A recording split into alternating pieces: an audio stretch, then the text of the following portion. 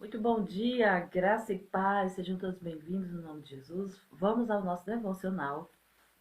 Hoje, nesta manhã do dia 24 de agosto de 2022, nós estamos fazendo a leitura de 1 Coríntios, no capítulo 5. Hoje nós vamos meditar nas instruções que o Senhor tem para nós. Sejam muito bem-vindos, que o Senhor possa acrescentar à nossa vida nessa manhã as instruções que nós precisamos para tomar as decisões que Ele espera que nós venhamos a tomar. Shalom, Vitória, Dorinha, que o Senhor possa nos proporcionar, através da obediência da palavra, um dia poderoso. Amém? Sabe, a Bíblia diz que Deus já prepara o dia para nós, não é verdade? Então, nós vamos agora, juntamente com Ele, orar, colocar o nosso coração diante dele, falar com ele e receber da parte dele instruções. Então é isso que a gente faz com a palavra. A paz do Senhor, querida, tudo bom? Vamos orar, você pode orar junto comigo. Faça a sua oração que eu faço a minha, amém? Pai, muito obrigada no nome poderoso de Jesus. Eu te louvo, eu te agradeço, eu me rendo a ti. Porque o Senhor é grande e poderoso. O Senhor é aquele que sonda os corações, que conhece as intenções mais íntimas, aquilo que está no coração de cada pessoa, que conhece as motivações. Senhor, ajuda-nos a vivermos uma vida que te agrada, a vivermos uma vida de acordo com a tua vontade, Senhor. Ajuda-nos a praticarmos a tua palavra, as tuas instruções, para que nós venhamos dar, Senhor, bons testemunhos, para que nós venhamos a completar a nossa carreira aqui nesta terra. Eu te agradeço pelo Senhor revelando diante de nós, pela tua palavra, pelo teu poder, pelo teu espírito, aquilo que nós estamos precisando para este dia, para começarmos o dia debaixo das suas instruções. Eu te louvo, já te agradeço, porque o Senhor ouve as nossas orações e por isso nos consagramos a ti nesta manhã, em nome de Jesus. O Senhor é grande, amém? O Senhor é grande, poderoso. E nós sabemos que nosso devocional também não pode faltar o louvor. O louvor é esse momento onde você diz quem Deus é. Você pode cantar, você pode declarar, declamar para Ele, dizendo que Ele é grande, que Ele é invencível, o que Ele é para você, o que Ele representa para você. Então isso é o louvor, né? Nós adoramos o Senhor, nós o louvamos, nós ouvimos a palavra, nós falamos com Ele e precisamos tirar um tempo de adoração. E adoração é exatamente isso, é nos render na presença dele, dizer, Senhor, tu és grande, eu confio em ti, nada vai me separar do teu amor, ajuda-me a continuar. É quando você se coloca na presença para engrandecer o nome dele. E vocês viram que a minha voz tá um pouquinho estranha, né? É que vai passar, essas coisas vai passar, porque a pessoa acorda e aí às vezes começa a ficar com a garganta um pouquinho estranha, mas é só ir bebendo um pouquinho de água aos poucos. Meu filho, você pode me dar um copo? Por favor, que eu esqueci de pegar. Hoje nós vamos ler somente até o 13. Copo, taça. Nós vamos ler somente até o 13, ó, 5 do 1 ao 13, que diz assim, a gente vai meditar. Ah, mas é o capítulo todo, né? É porque ele é curto mesmo. Vocês lembram que os irmãos de Corinto, que Paulo estava falando aqui, eles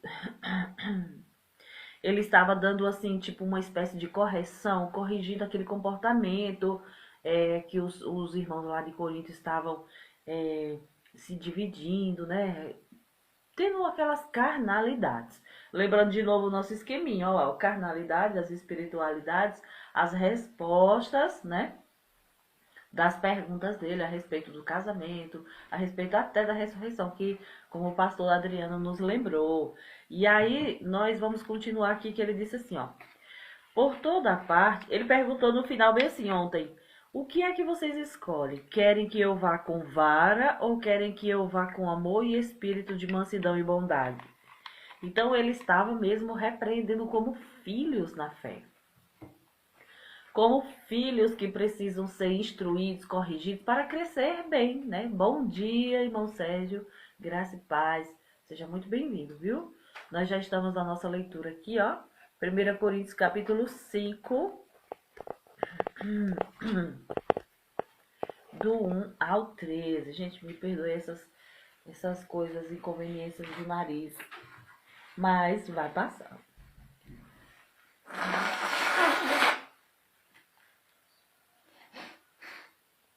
O diabo fica dizendo que eu sou alérgica e eu não sou alérgica. Eu rejeito essa sugestão do diabo, porque eu sou sarada e sou curada pelas pisaduras de Jesus. Eu ando de acordo com a palavra do Senhor. Eu rejeito a sugestão do diabo de que eu sou alérgica. Nunca fui alérgica na minha vida e não vai ser agora que vai acontecer uma coisa dessas, porque eu me achego a Deus. A Bíblia diz: achegai-vos a Deus, resista ao diabo e ele fugirá. Então, eu rejeito toda sugestão do diabo de alergia, de sinusite, seja o que for. Eu não aceito. No nome de Jesus. Aí ele fala assim, ó, por toda parte estão falando que há imoralidade entre vocês, algo tão pecaminoso que nem mesmo os pagãos o fazem. Meu Deus do céu. É que vocês ainda conservam em sua igreja um homem que está vivendo em pecado com a mulher do seu próprio pai. E vocês ainda são tão presunçosos? Por que não estão se lamentando em tristeza e vergonha e se apressando em expulsar esse homem da comunidade de vocês? Embora eu não esteja aí com vocês fisicamente, estou com vocês em espírito e em nome do Senhor Jesus Cristo já condenei aquele que fez isso como se aí estivesse. Então Paulo ficou sabendo que tinha algumas pessoas que estavam vivendo na prática de pecado. Você sabe, já aprendeu que quando a gente aceita Jesus, quando a gente se converte, a gente deixa o status de pecador, né? A gente perde a natureza pecaminosa, porque o Senhor Jesus nos aceita, então ele tira a natureza pecaminosa e nos dá uma natureza nova, uma natureza santa, não é isso? E ele diz que nós não somos mais pecadores, porque ou a gente é pecador ou a gente é salvo. A gente não pode ser um pecador salvo. Então, assim, no que se refere a pecador, é alguém que vive na prática do pecado. Peca hoje, peca amanhã, peca todo dia, porque a condição, o estado dele é pecador. Mas quando Jesus chega na nossa vida e remove essa natureza pecaminosa, ele nos dá um novo status, um novo perfil, vamos dizer assim, uma nova natureza. A natureza santa. Inclusive a Bíblia chama os santos, né? Aqueles que foram salvos, aqueles que são salvos, aqueles que foram santificados por Deus, porque ele que é santo veio habitar dentro, então foi ele que santificou. E a Bíblia chama a gente de justo também. Então nós ganhamos uma nova natureza. Isso no espírito. E agora eu tenho a responsabilidade de viver uma vida renovando a minha mente para que eu possa deixar aquelas coisas antigas. Só que Paulo ficou sabendo que na igreja de Corinto tinha gente que estava frequentando a igreja, que se dizia irmão, mas que estava vivendo na prática do pecado. Era um homem que tinha relações sexuais com a madrasta. E isso é abominável, isso é pecado. Por quê? Ele vivia com a mulher. Ele vivia, talvez, queridos, não vivia assim de forma assumida. Para todo mundo ficar sabendo, tipo, aquele homem ali, aquela mulher é a mulher do pai dele, mas ele vive com ela. Não, era às escondidas, você entende? eram pecados que eram cometidos talvez às escondidas, e o Espírito Santo de Deus sabia. Algumas pessoas poderiam até saber, desconfiar, porque senão Paulo não teria esse comportamento. Ele diz, vocês toleram. Então, o que foi que Paulo está corrigindo? Havia uma imoralidade sexual tão grande, porque a igreja de Corinto era uma igreja, Corinto era uma cidade portuária, e era um berço da civilização, vamos dizer assim, grega, e as pessoas viviam no mundo, antes de se converter, as práticas de imoralidade sexual eram muito grandes. Por exemplo, eles tinham alguns deuses dele que a adoração a esses deuses eram práticas sexuais, eram realizando atos sexuais nos templos pagãos deles. Então, existia até, inclusive, pessoas que iam para lá e faziam sexo assim abertamente, que era a forma de adorar o Deus deles. Imagina isso, que era sexo com todo mundo lá. E isso era a vida que eles viviam. Foi como o evangelho chegou até essas pessoas, algumas pessoas. E muitos deles, quando aceitaram Jesus, vieram para dentro da igreja, mas não mudaram algumas práticas ou ainda permitiam certas coisas, resquícios da velha natureza, que permanecesse nessa nova vida. E Paulo disse que isso era inaceitável. Ele disse, como que vocês ainda toleram esse homem aí dentro da igreja junto com vocês? Então, assim, é muito Paulo, ele é veemente em dizer que não dá para tolerar uma pessoa que vive se dizendo irmão, uma coisa que eles é o povo do mundo, né? Mas a igreja, nós como igreja, nós precisamos prezar e corrigir pecados. A gente não vai apontar, condenar, mas a gente precisa corrigir, porque se nós formos coniventes, nós podemos ser também responsabilizados por causa daquela situação. Lembra que em Corinto ou em Apocalipse, quando o Senhor Jesus aparece na revelação a João, e ele escreve as cartas para as igrejas. Jesus diz para alguns líderes daquelas igrejas que tinha algo contra eles, e uma das coisas que Jesus era contra era tolerar pessoas que viviam em imoralidade sexual dentro da própria igreja. Uma coisa é quando a gente não sabe, outra coisa é quando a gente sabe e a gente não corrige. Por isso que a premissa é de que Paulo imaginava que esses irmãos sabiam e ainda assim toleravam, sabiam e ainda assim suportavam esse homem dentro da igreja juntamente com eles. Você entende que o texto está falando justamente sobre isso? Ele disse, olha, embora eu não esteja fisicamente aí com vocês, em espírito eu estou, e eu já tomei a decisão em relação a esse homem, né? E ele falou assim, ó, vamos ver aqui. Ele diz assim, fisicamente eu estou com vocês em espírito. Embora eu não esteja aí com vocês fisicamente, eu estou com vocês em espírito. E em nome do Senhor Jesus Cristo, já condenei aquele que fez isso como se aí estivesse. Quando vocês estiverem reunidos em nome do nosso Senhor Jesus, e eu também estarei aí em espírito, estando presente o poder do nosso Senhor Jesus Cristo, entreguem esse homem a Satanás, para que o corpo seja destruído, na esperança de que o seu espírito seja salvo no dia do Senhor. Meu Deus do céu, misericórdia, alguém pode dizer, né? Misericórdia, como assim Paulo está dizendo que já entregou o homem a Satanás? Ele fala isso e a Bíblia não deixa, não esconde, né? É porque é como se fosse assim. Ele não quer continuar praticando o pecado? Se entregue a Satanás, a gente entende o seguinte. Tira este homem do meio da igreja. Devolve ele, manda ele de volta para o mundo. Ou, já que, provavelmente, queridos, já foi advertido. Provavelmente esse homem já foi corrigido. Porque o próprio Espírito Santo lembraria a ele, né? Deve ter lembrado a ele várias vezes que ele precisava parar com isso. que ele precisava parar de essas práticas. Que se ele estava na igreja, se ele estava lá dentro frequentando, provavelmente ele já tinha conhecido o evangelho, já tinha provavelmente buscado o arrependimento, ele era nascido de novo, porque ele fala para que o espírito seja salvo naquele dia. Então, olha só aqui dois aspectos interessantes. Ele era nascido de novo, porque já tinha a possibilidade de ser salvo no dia que o Senhor Jesus voltar, mas o corpo dele ainda estava na corrupção.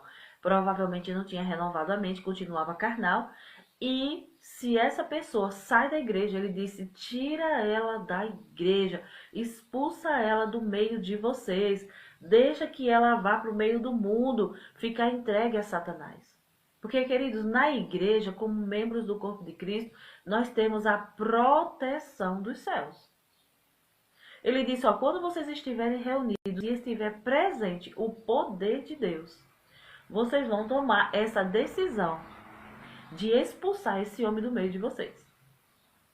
Ele disse, eu já condenei ele.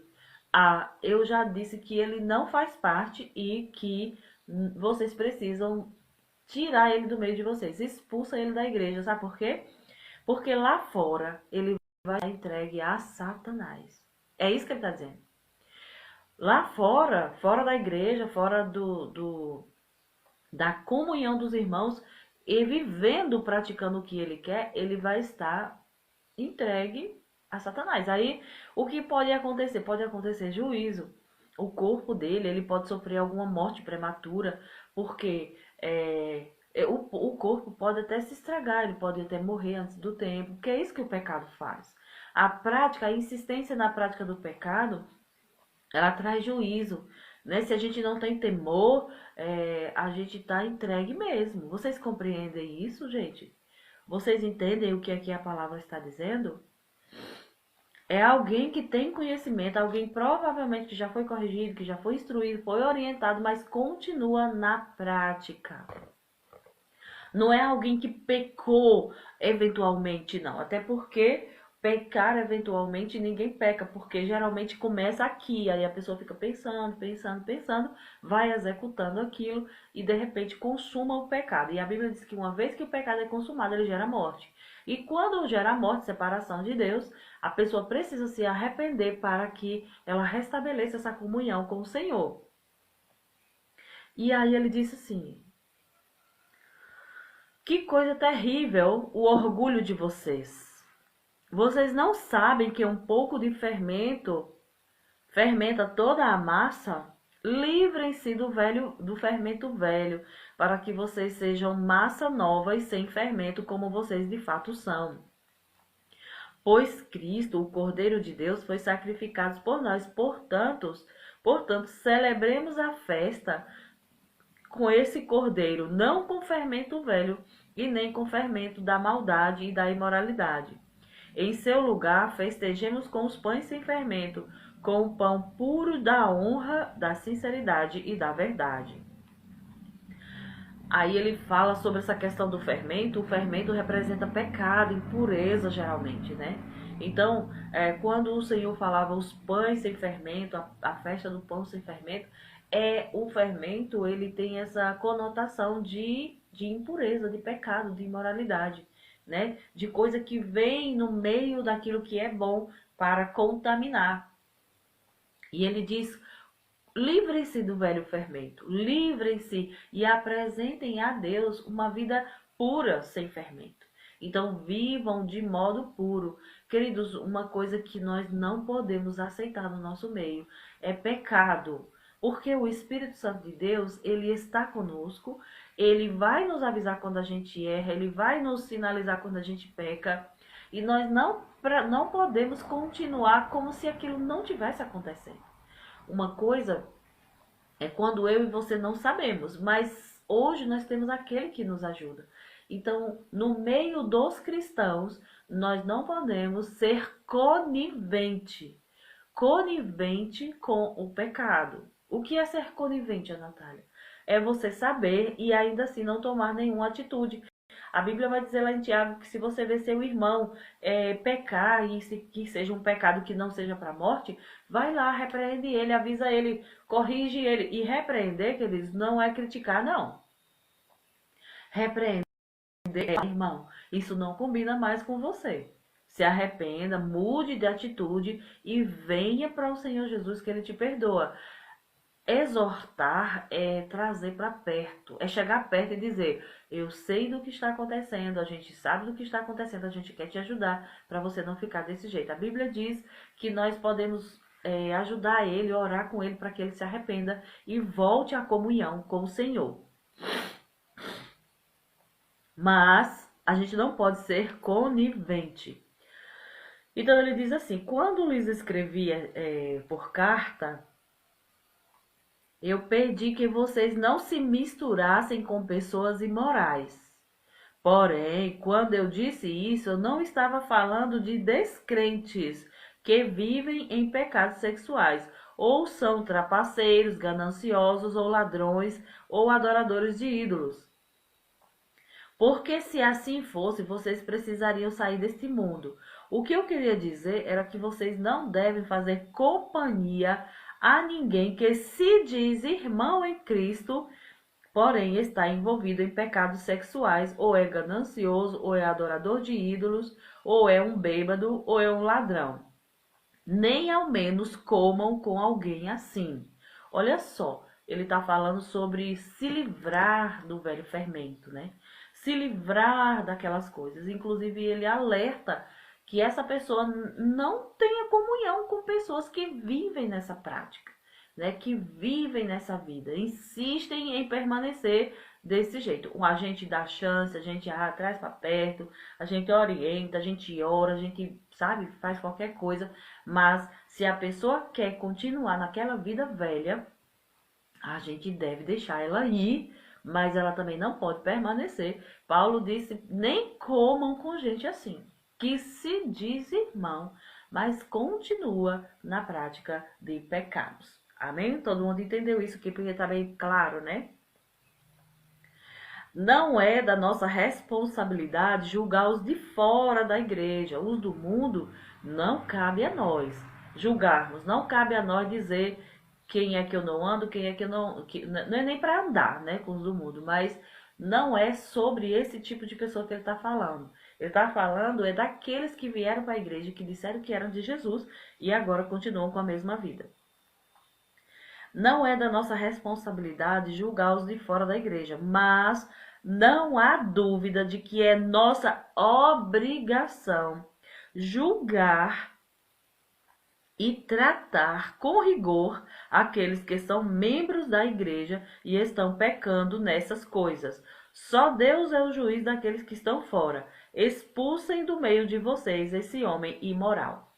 Então Paulo é veemente, ele é firme em dizer: não aceitem isso, não tolerem mais isso, manda esse homem sair daí, porque... Sabe por que ele disse assim, que um pouco de fermento leveda toda a massa. Um pouco de fermento fermenta toda a massa. Querido, se esse homem com essa vida pecaminosa está no meio do povo da igreja, ele provavelmente vai acabar influenciando os outros. Ele provavelmente vai acabar influenciando os demais a viverem uma vida que não é a vida correta, que não é o comportamento correto, o estilo correto. Então ele disse: expulsem ele do meio de vocês, não comam com ele, não sentam com ele, não tenham comunhão com ele. Se vier para cá, tem que viver, ele é que tem que ser influenciado pelo estilo de vida dos cristãos. Mas a gente não pode aceitar, não pode tolerar o pecado. E ele disse que é nossa obrigação como igreja julgar, tratar os de dentro de casa. Nós não temos obrigação de falar com os de fora, mas com os de dentro de casa, com os membros, com aqueles que são do corpo, que são alcançados. Essa é nossa obrigação. Nós não podemos tolerar esse tipo de situação, vocês entendem? E glória a Deus por essa palavra, porque vai ajudar a gente a primeiro corrigir a nossa própria vida, para depois a gente olhar como é que a gente está se relacionando com os demais. Nós não podemos ser coniventes com o pecado. Quando a gente percebe o pecado, a gente precisa tomar uma atitude, tomar uma decisão. E a decisão hoje que o Senhor fala para nós é de analisarmos nossa vida como crente, né? Nossa vida como cristão, como é que o que é que eu preciso mudar, qual é o tipo de mudança que eu preciso realizar na minha própria vida e com os irmãos que eu tenho responsabilidade, que você também tem responsabilidade com seus irmãos. Uma coisa, querida, é alguém que está se esforçando para mudar de vida, e a gente sabe muito bem disso, ou alguém que está fazendo de tudo para permanecer naquela velha vida. A gente sabe e a gente precisa ajudar essa pessoa ou a se consertar, né, a aceitar a oportunidade que Deus coloca, ou então a seguir seu próprio caminho, porque nós temos que preservar a santidade que o Senhor Jesus conquistou para nós, né, e nós possamos avançar, tá bom? Hoje nós podemos aplicar isso para nossa própria vida, memorizar um versículo para ficar pensando, e amanhã a gente se vê às 6 da manhã para darmos continuidade em 1 Coríntios capítulo 6. Eu agradeço a companhia de vocês, agradeço toda a participação, né, todo o empenho, todo o esforço que vocês têm feito, né, para estar aqui pela manhã, e a gente se encontra às 6 da manhã no nome poderoso de Jesus. Tenha um excelente dia praticando essa palavra. Recebe, querido, bota para dentro do seu coração, guarda no seu bom depósito, porque a palavra de Deus, a Bíblia diz em Hebreus, que toda ela é inspirada por Deus e ela é apta, útil para corrigir, para nos educar, para nos instruir na justiça. E nós devemos receber essa palavra como sendo porque é a palavra de Deus e ela tem autoridade na nossa vida para trazer à tona as coisas que estão escondidas para que nós possamos nos transformar. Amém? Que vocês também tenham um excelente dia, que vocês possam viver praticando essa palavra no nome de Jesus. Beijo no coração, a gente se vê amanhã no nome de Jesus.